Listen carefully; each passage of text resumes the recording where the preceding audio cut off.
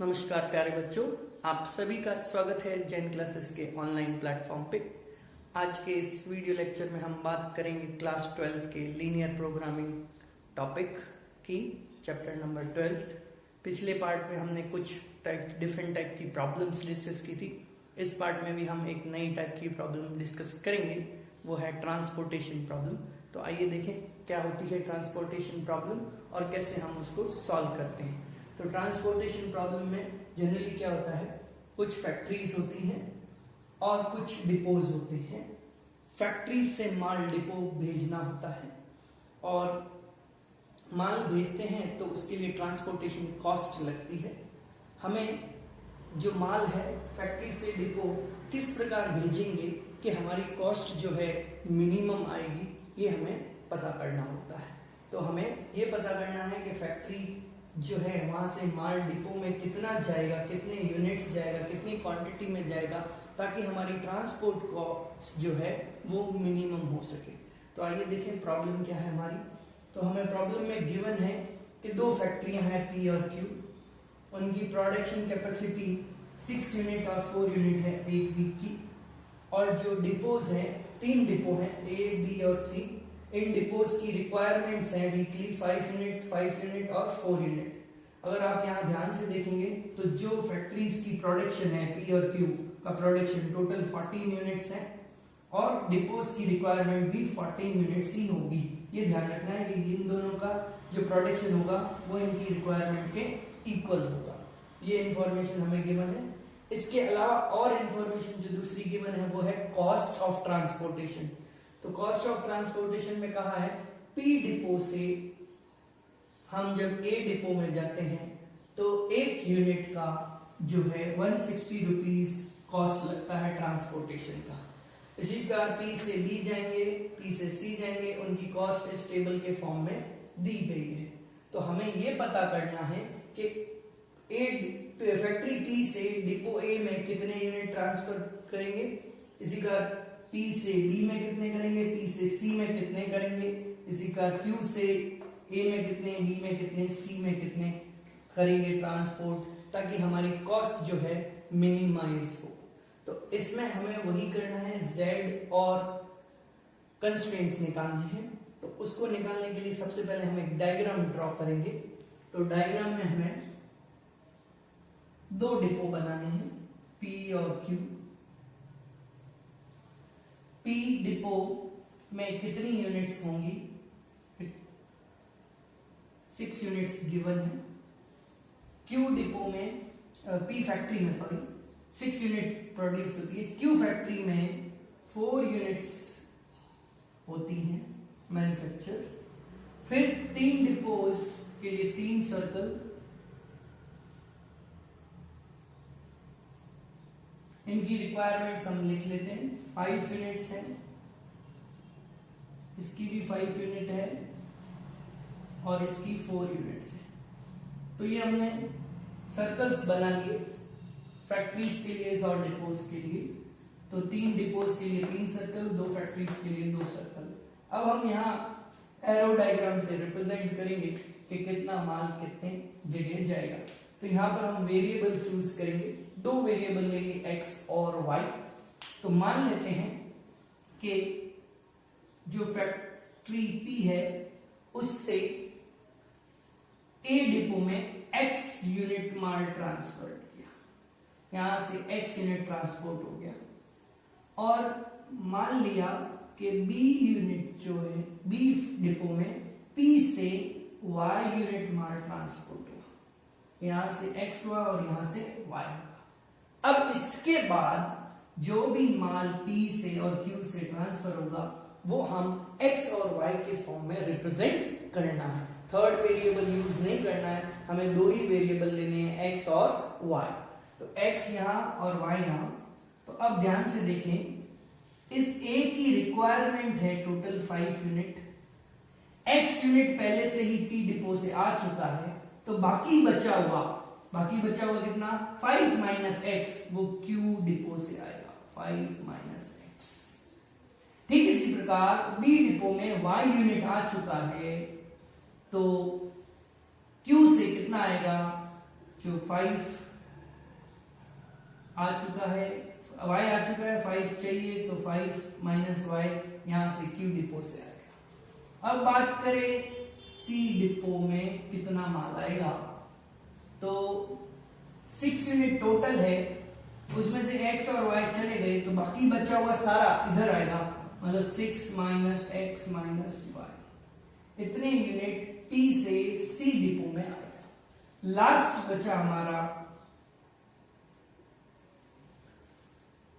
Q से C depot में कितना माल आएगा, तो उसके लिए 4 यूनिट की रिक्वायरमेंट है हमारी, इतना माल आ चुका है तो 4 माइनस ये करेंगे तो ये वाला पार्ट आ जाएगा 4 minus 6 minus x minus y, इसको सिंप्लीफाई कर देते हैं तो x प्लस y माइनस 2। तो हमने जो जो माल जहां से P और Q फैक्ट्री से जाना था उसको x और y के फॉर्म में रिप्रेजेंट कर लिया है। अब हमें कंस्ट्रेंट्स बनाने हैं। सबसे पहले यहां हम कंस्ट्रेंट्स बनाएंगे। तो कंस्ट्रेंट्स में सिंपल है, कंस्ट्रेंट बनाना यहां बहुत ही आसान है कि हमें पता है कि यहां से यहां जितना भी माल जाएगा वो एक पॉजिटिव क्वांटिटी होगी, वो कभी भी नेगेटिव क्वांटिटी नहीं हो सकती। जीरो हो सकती है बट नेगेटिव कभी नहीं हो सकती। तो सारे यहाँ पर जो कंस्ट्रेंट है वो नॉन नेगेटिव कंस्ट्रेंट के फॉर्म में बनाएंगे। तो सबसे पहले x यहां से यहां गया तो x greater than equal to 0 होना चाहिए। फिर y यहां से यहां गया तो y भी ग्रेटर देन इक्वल टू 0 होना चाहिए। 6 माइनस एक्स माइनस वाई यहां से गया तो ये क्वांटिटी भी ग्रेटर देन इक्वल टू 0 होनी चाहिए।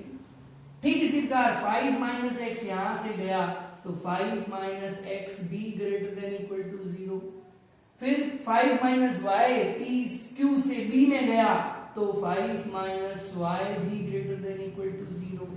इसी प्रकार यहां से x प्लस वाई माइनस 2 गया तो x प्लस वाई माइनस 2 भी ग्रेटर देन इक्वल टू 0। तो सिंपली बहुत आसान काम है कंस्ट्रेंट बनाना। यहाँ पर डायग्राम हमने बना लिया है। अब डायग्राम में जितने यूनिट एक फैक्ट्री से दूसरे डिपो में जा रहे हैं वो सारी quantities greater than equal to 0 होनी चाहिए। तो x greater than 0, y greater than 0, 6 minus x minus y greater, इसको थोड़ा मॉडिफाई करके लिख देते हैं तो x और y इधर आ जाएंगे तो x y लेस देन 6 आ जाएगा। इसको लिखेंगे तो 5 less x less than 5, y less than 5 और ये एज इट इज। तो ये हमारे 6 कंस्ट्रेंट्स बने यहाँ पर, x और y greater than equal to 0, फिर ये 4 constraint x less than 5, y less than 5, x plus y greater than 2, इसको मॉडिफाई करके लिख देंगे, और x plus y less than equal to 6। तो 6 कंस्ट्रेंट्स यहाँ पर बनेंगे। तो ये हो गए हमारे कंस्ट्रेंट्स। अब इसके बाद बचता है ऑब्जेक्टिव फंक्शन, जो कि कॉस्ट होगी हमारी यहाँ पर ट्रांसपोर्टेशन की, और उस कॉस्ट को हमें यहाँ पर मिनिमाइज करना है। तो अब कॉस्ट कैसे निकालेंगे, z फंक्शन कैसे निकालेंगे, तो उस पर ध्यान दें। तो यहाँ पर जब हम P से A अगर 1 यूनिट ट्रांसफर करते हैं P से A तो 160 रुपए लगते हैं। तो यहाँ की कॉस्ट हम लिख देते हैं 160। इसी प्रकार P से B की कॉस्ट है 100, P से C की कॉस्ट है पर यूनिट 150, फिर Q से A की कॉस्ट 100, B की 120 और C की 100। ये सारी कॉस्ट लिख दी। तो अब जो Z फंक्शन बनेगा वो सिंपली क्या होगा, एक यूनिट की कॉस्ट 160 है तो x यूनिट भी 160x। ये ट्रांसपोर्टेशन कॉस्ट हो गई P से A जाने की। इसी प्रकार P से B जाने की कॉस्ट 100 है per unit, y unit transfer किया तो 100y plus 150 into 6 minus x minus y, ये तीसरी कॉस्ट आ गई, प्लस चौथी कॉस्ट यहां से यहां गए तो 100 इंटू 5 माइनस एक्स, प्लस यहां से यहां कॉस्ट 120 इंटू 5 माइनस वाई, फिर लास्ट में Q से C गए उसकी cost 100 into x plus y minus 2। तो Z थोड़ा बड़ा फंक्शन बनता है, उसको हम आगे सिंप्लीफाई कर सकते हैं XY के फॉर्म में। तो ये हमारा ऑब्जेक्टिव फंक्शन हुआ, ये हमारे कंस्ट्रेंट्स हुई। 6 कंस्ट्रेंट्स, एक ऑब्जेक्टिव फंक्शन। उसके बाद का प्रोसेस वही सेम जो अभी तक हम करते आ रहे हैं, सेम सभी क्वेश्चन में वैसा ही प्रोसेस है। सबसे पहले हम कंस्ट्रेंट्स प्लॉट करेंगे, कंस्ट्रेंट्स को प्लॉट करने के बाद हम फिजिबल रीजन निकालेंगे, फिजिबल रीजन से कॉर्नर पॉइंट्स निकालेंगे। थोड़ा ध्यान रखना है, कॉर्नर पॉइंट्स ज्यादा आएंगे।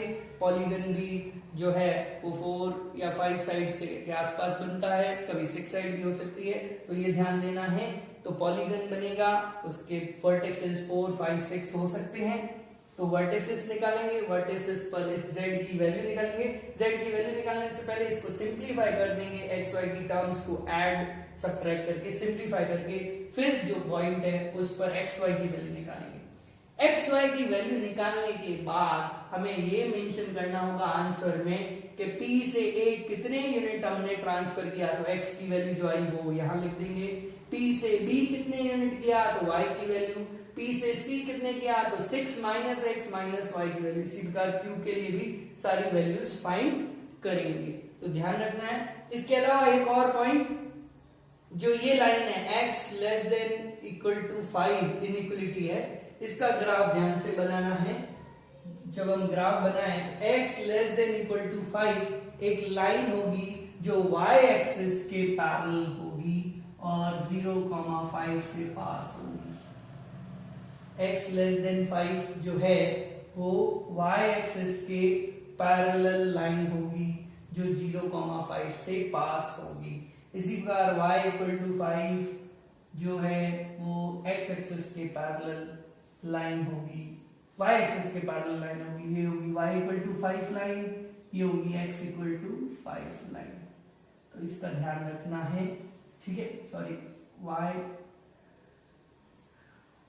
x वाली ये y इक्वल टू 5 होगी, x इक्वल टू 5 होगी।